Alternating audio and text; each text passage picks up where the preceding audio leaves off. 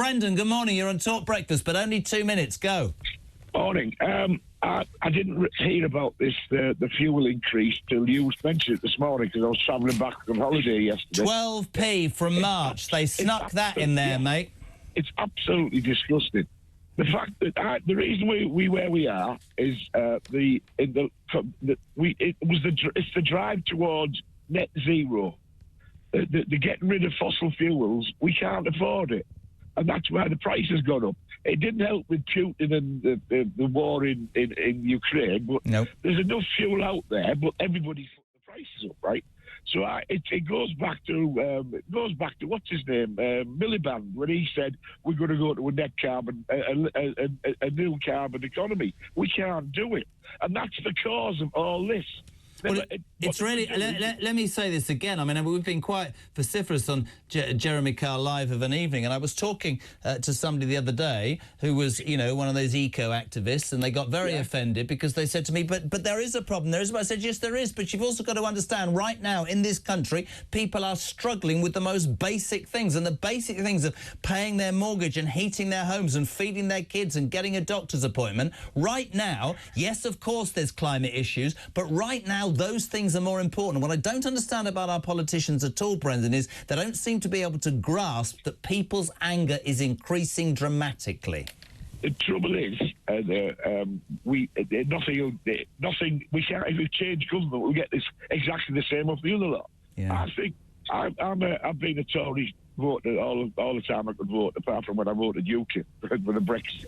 And I think it's about they should go and let Starmer deal with it. And he'll have 2 years of crap, and then he'll be kicked out. You know, there's nothing. They're all of the same mindset, and it boils down to this drive. I'm furious. The drive to net zero is costing us. People are going to die in the UK this winter because the daren't put the heat on. Can't disagree with you, Brendan. Thank you so much indeed. Cornwall, John, you've got a couple of minutes. You're on Talk Breakfast. Good morning. Good morning, Jeremy. How are you? I'm speaking to you from the greenhouse. I'm not living there yet, though, because the signal's that bad. Oh, are you calling from the greenhouse because you're one of them green lot? No, not at all. I was a Conservative. Who let Pinky and Perky in the room? Quite honestly, after listening to them, I'm ashamed. You know, they're allowing these people to come over the channel, giving them everything. How does the middleman in the country think about that? You know, you've got Sunak, who spent money that he didn't have. You've got Hunt, who's failed at the NHS. He's failing now, and I think they pronounce his name wrong anyway. But and the rest of it, you just look and you think, what is the middleman, the young people in the middle? What are they going to do?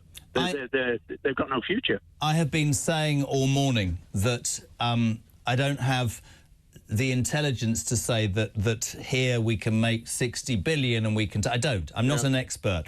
What I do know is that in this country right now, with all the problems that we are facing, and I've heard about Brexit, and I've heard about Ukraine, and I've heard about a global worldwide recession, we just don't seem to help ourselves or our own enough. Sorry, that's a fact.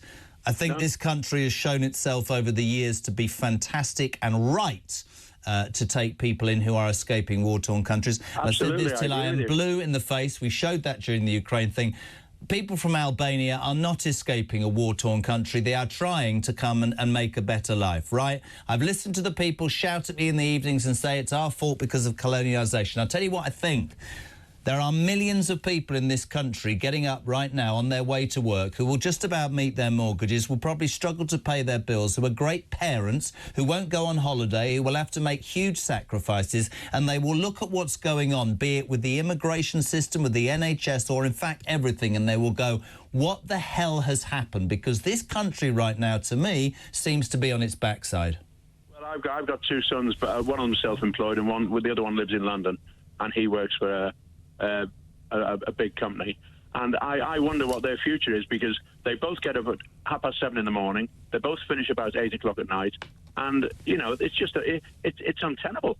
You know, they're banging their heads against the wall. Do you think the Tories just final question, Johnny, do you think the Tories are done? Yeah, I think they're finished.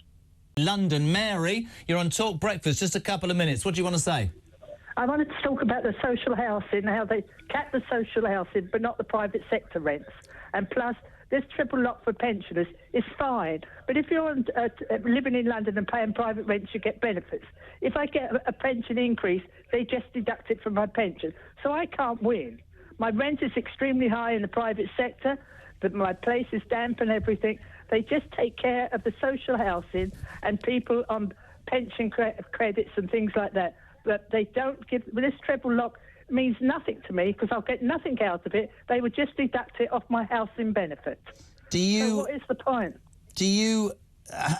don't think me rude. Are you retired? Are you still working? I'm 80. I've retired at 60. Oh, you're the inspiration behind my new feature I'm launching next week on Jeremy Carl Live called Only Nans, which is going to be older ladies saying what they feel about the economy and the government. What do you think about the government? I think it's terrible. I think they haven't taken care of the proper people. I mean, I do accept the fact that these pensioners need this pension triple lock. That's fine. Yeah. But when you're not on this, you pay this high rent because you're living in private housing in London, that you get housing benefit. And as soon as I get a pension increase, down goes my housing benefit. Sooner or later, I'll be thrown out. I can't win with this government. Was there anything from the autumn statement yesterday that helped you at all? Not as a pensioner, no, not at all. And would it be rude of me to ask, were you a Tory voter? Is this the end for you, or can you see a way back? They're trying to... I'm definitely not interested in the Tories at all. I think they're a load of rubbish, and they're only interested in people with money. It's, as I say, OK, they've done this for the pensioners, but those pensioners have probably got homes and things like that, where us pensioners who just lived in the private sector, we're getting nothing. We're just as bad as the people on benefits.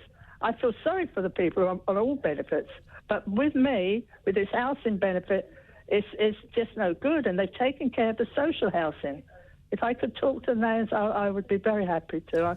I need to put the word in. I know I'm badly speaking. No, you don't. You're amazing. My argument is I just feel that we're not being treated right in London. South to Somerset. John, just a couple of minutes on Talk Breakfast. What would you like to say, my friend? Hello there, Jeremy. Thanks for taking the call. One thing that I've noticed has not been mentioned until this morning when I've been listening to you is immigration and foreign aid.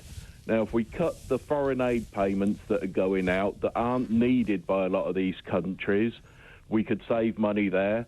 And these migrants that are coming over that are being put up in hotels, I think it was reported earlier in the week in one of the papers, 5 million a day. Send them back to where they came from.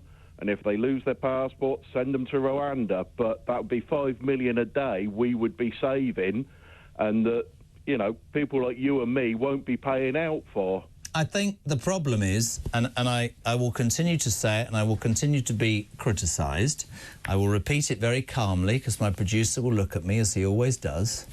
Yes, we should, as a country, as we proved during Ukraine when we opened our doors to people escaping war-torn countries, we should, like the rest of the world, do our bit. But what I rail against is all the people who say, all migrants need to escape war-torn... No, they don't. No, listen. No. Albania is not a war-torn country. France is not a war-torn country. The truth of the matter is that the United Kingdom, right, is and offers a great opportunity for many people. And whilst I agree with that, I just want politicians to say, right now, we are struggling to do right by our own people. And whether it sounds harsh or not, you have to look after your own first. And we're not looking after our own, whether it's pensioners, whoever it is, we're not looking after them. And that's why, not me, people are getting frustrated. Fact, right?